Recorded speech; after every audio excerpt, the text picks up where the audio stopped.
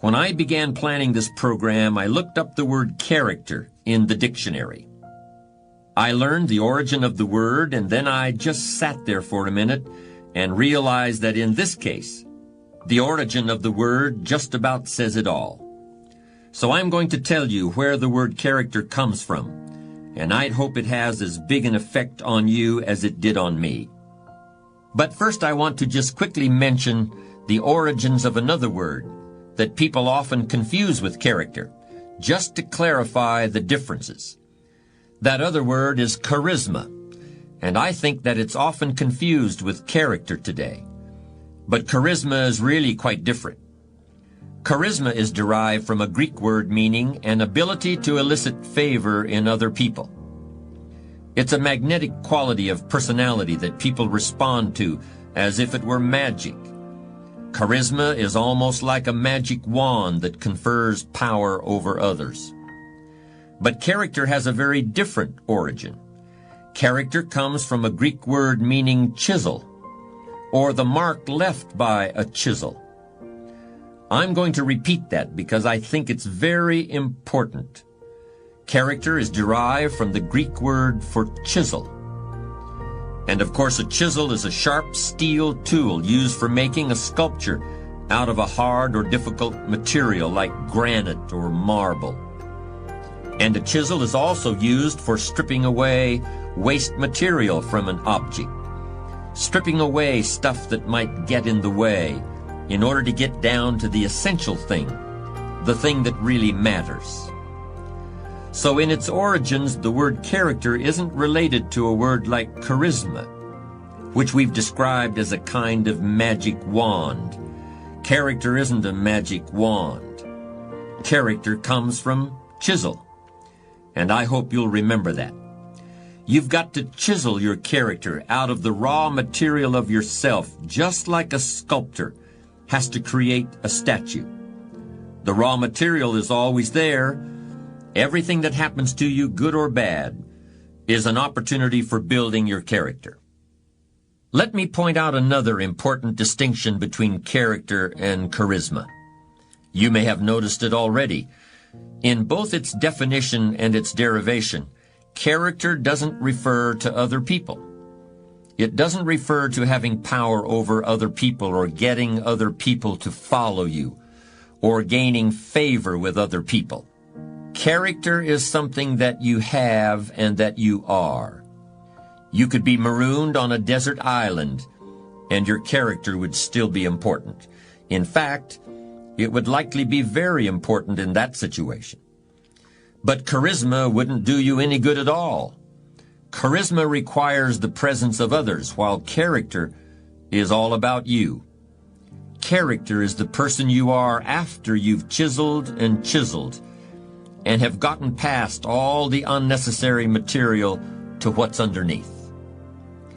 But since we're usually surrounded by other people, let me be a little more specific about how the differences between a charismatic person and a person with character can play out in the real world, particularly in leadership situations. Here are 4 sets of circumstances that can easily occur. First, a really charismatic person can make people believe there's pie in the sky, or that the sky is going to fall tomorrow, one just as easily as the other. By creating these expectations, charismatic individuals can indeed energize and inspire others, or terrify and demotivate them, until the overblown scenarios are proven false and the charisma runs out. But a person of character doesn't need to be anyone's Pied Piper and isn't comfortable in that role. Instead, he or she looks within for the true source of inspiration and energy. Second, a charismatic person can inspire devoted or even fanatical loyalty. But this can all too easily turn into an unconscious sense of dependency, and that can make matters difficult when the leader is no longer available. Like a charismatic coach, effective during the glory years, but when he leaves the organization, there is a sense of abandonment, and the team may never achieve anything like its prior success. Powerful personalities often resist delegating authority, but it's an attitude of character for a leader to refrain from making himself or herself the indispensable heart and soul of an organization. Here's a third difference between character and charisma that's particularly important in a leadership situation. Charismatic people have to keep pulling rabbits out of the hat. The magic of their presence has got to keep expressing itself, or people might start wondering where it went.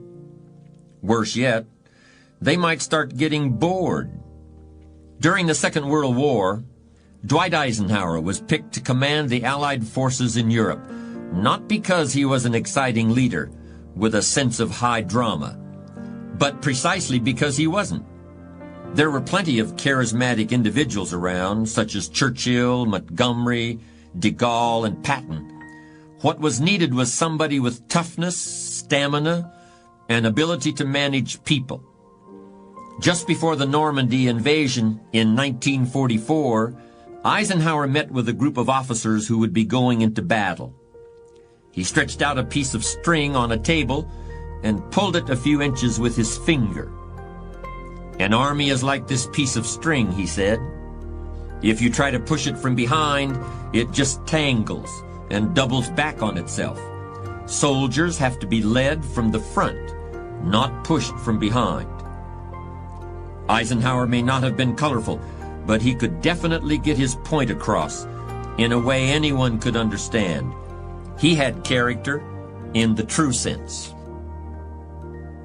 One of the biggest pitfalls for a charismatic leader comes straight from his or her ability to inspire love and devotion. And this is the last point I want to make. In order to bask in the warm glow of a leader's approval, people may become reluctant to voice disagreements. There are people who become isolated because subordinates are afraid of them. But the same isolation can occur as a result of misplaced affection. People of character are usually well loved by everyone around them, but they make it clear that their own first love is for the truth, even if it hurts. Character and charisma are topics that have been defined and debated for thousands of years. And I want to close this discussion with a comparison between two historical personalities. Alexander the Great was undoubtedly the most charismatic leader who ever lived. He lived only to the age of 33, but he personally led his armies into one victorious battle after another. First in Greece, then Persia, then Egypt, and finally India. It wasn't always easy, however. Alexander's willingness to put himself in danger, his gift for oratory, and his genius as a military tactician inspired fanatical loyalty from his troops. But even they grew weary after years of constant warfare. More than once, they threatened to mutiny and return to Greece. But until they reached the malaria-ridden jungles of India, Alexander was always able to rally them for one more battle. He believed that he was a god, and that his wars of conquest demonstrated his divine power to the rest of the world. When he died in the ancient city of Babylon, his body was transported across the desert to Egypt in a golden hearse drawn by scores of horses. Yet no one worships Alexander today. No one is impressed by all the cities he named after himself, or by the city he named after his horse, or by the palace he built and filled with huge pieces of furniture so that people would think he was a giant. In fact, Alexander's influence began to evaporate soon after his death. The remains of his empire were fought over by his generals, and new conquerors soon took his place. 300 years after Alexander, Jesus Christ began to preach. Instead of an army, he had 12 men. Others tried to say he was a god, but he never said so himself. He didn't own a horse. He never founded a city. And when he died, there was no golden hearse. Yet the force of his character has endured and grown. while the most charismatic leader who ever lived is of little interest to anyone except historians. Because character is what's left after charisma is gone. I'd like to elaborate a bit on a comparison I made earlier about how creating your character is like an artist creating a sculpture. The essential point is this: I don't think character is something that just happens by itself, any more than a chisel can create a work of art without the hand of an artist guiding it. In both instances, a conscious decision has been made. A conscious process of design is at work. Character is the result of hundreds and hundreds of choices you may make that gradually turn who you are at any given moment into who you want to be. If that decision-making process is not present, you'll still be somebody. You'll still be alive, but may have a personality rather than a character. And to me, that's something very different. This has always been a country in which people have felt free to change themselves and the circumstances in which they live. In this regard, I happen to come across some interesting facts about the 19th century settlers who crossed the plains in covered wagons. For the most part, these people were neither recent arrivals on our shores, nor were they facing any special economic difficulties. Instead, they were shopkeepers, farmers, and tradesmen who simply decided to make some big changes in their lives in the hope of finding something better, despite all the dangers and uncertainties. No one really knows why this great migration began, but I suspect it had something to do with our fundamental belief in individual freedom and the idea that if there's something better at the end of the rainbow, we have a responsibility to take advantage of it. That's the basis for our discussion of character in this program. Character isn't something you were born with and can't change like your fingerprints. It's something you weren't born with and that you must take responsibility for making. You may not be able to cross the Rocky Mountains in a covered wagon, but you can still create a better life for yourself by crossing the mountains of your soul, and that may be even a greater challenge. There used to be a joke about football teams that lost every game. The coach would say, "Well, we built a lot of character this year, didn't we?" As if character is something that you settle for when you haven't achieved what you really wanted. Or as if character is something that automatically develops in you as a result of adversity. I don't buy that. I don't think adversity by itself builds character, and I certainly don't think that success erodes it. You can build character by how you respond to what happens in your life, whether it's winning every game or losing every game, or getting rich or dealing with hard times.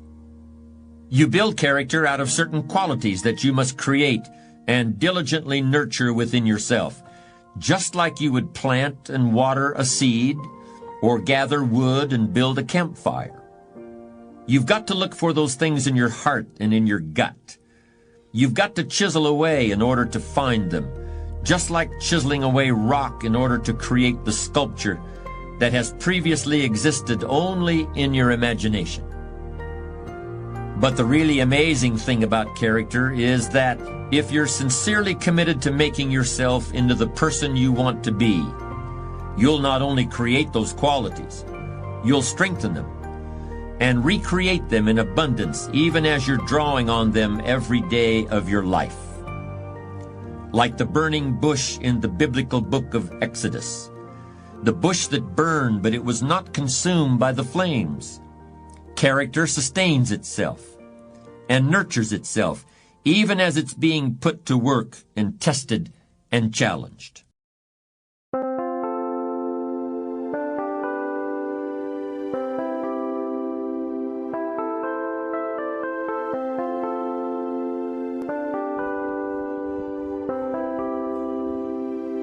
Chẳng được quên khi cơn mưa đêm lại về.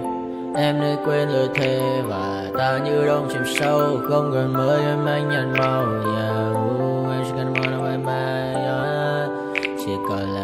cơn mưa vô ra cho bên mưa em không mơ ai nhẹ anh một đêm mơ chỉ cần bên em không được cần nhớ và chỉ có em không muốn nhớ và người ta bên nhau như ngã tớ muốn nhớ về say em chỉ có mấy em ở đây và anh như muốn chết đi nhưng không muốn em mãi mãi tình yêu làm cho ta đau đầu cùng em như làm hâm mộ anh như đeo mong cầu và vừa bên em ngủ sầu chắc có mai em mơ chỉ có bên em nhưng đừng có mơ em ở nơi xa em muốn bên ai anh không mong gì hơn chỉ mong em sẽ ở đây ôm anh thật gần anh chỉ mong đôi ta được có nhau mà đừng em đâu anh có em muốn ở bên anh có em ta sẽ trao nhau môi hôn thật sâu ôm anh cứ mưa bằng ngâu và em chỉ nằm đâu anh không muốn em ở đâu đâu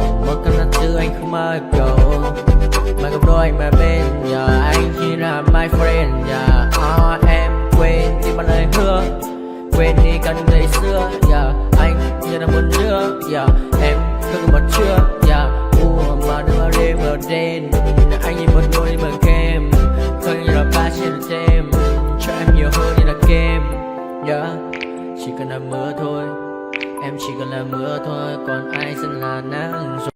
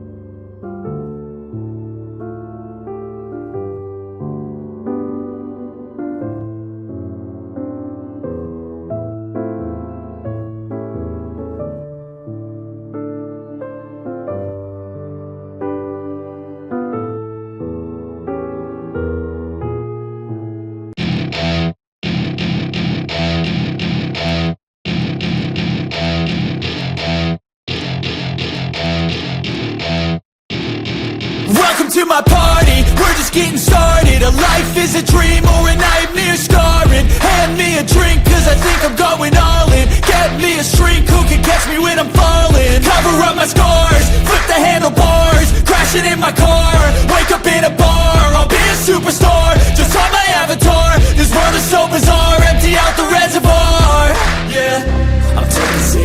shots, yeah, straight to the face. And I wanna get lost, I'm sick of this place. Don't know how to stop when I'm feeling this way. So I'm taking 6 shots till I'm feeling okay. I think I'm going crazy, don't think I'll get home safe. So I'm taking 6 shots, all straight to the face. I'm taking 6 shots, are you coming with me? I'm taking 6 shots, yeah, straight to the face. And I wanna get lost, I'm sick of this place. Don't know how to stop when I'm feeling this way. So I'm taking 6 shots till I'm feeling okay. I think I'm going crazy, don't think I'll get home safe. So I'm taking 6 shots, all straight to the face. I'm taking 6 shots, are you coming with me? Sometimes you need to let loose, grab juice, get goose, tattoos, taboos, get screwed. Loosen up, buttercup, all those hate comments will never make you feel enough. We're all adequate graduates, hearts full of calluses, but we know calculus. Damn, ain't that fabulous? Can't wait to apply all those mathematicus.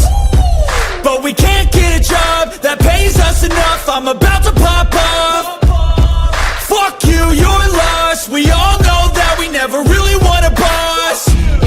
So I'ma do what I want to, something I can't undo. Yeah, I'ma do what I want to, something I can't undo. I'm taking 6 shots, yeah, straight to the face. And I wanna get lost, I'm sick of this place. Don't know how to stop when I'm feeling this way. So I'm taking 6 shots till I'm feeling okay. I think I'm going crazy, don't think I'll get home safe. So I'm taking 6 shots, all straight to the face. I'm taking 6 shots, are you coming with me? I'm taking 6 shots, yeah, straight to the face. And I wanna get